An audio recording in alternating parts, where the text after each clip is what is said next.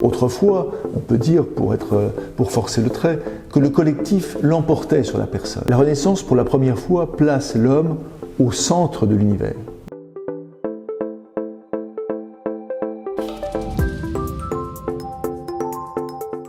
Cette avancée, cette importance de la personne qui est mise en avant, on le retrouve partout.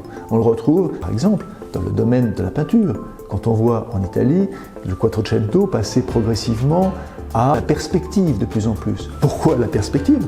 Parce que, tout simplement, cette perspective place l'homme au centre. On peut dater en France les premiers débats politiques, au sens réel du terme, au XVIe siècle. Parce que pour la première fois, on pense que le souverain a bien sûr des droits, mais aussi de devoirs. Se lève en France un immense auteur qui est pratiquement le fondateur de la philosophie politique en France, qui a pour nom Georges Baudin. Il pose les questions: qu'est-ce que la chose publique? Comment le souverain doit se comporter par rapport à la chose publique?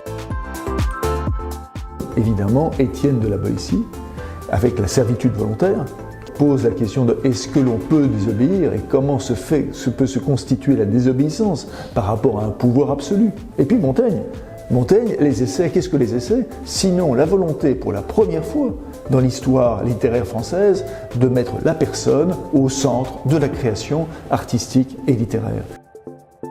Donc ces éléments, bien sûr, constituent les prémices d'une forme de libéralisme. D'ailleurs, le mot lui-même est en train d'être en formation, même si c'est plusieurs siècles plus tard que le mot libéral lui-même va être forgé.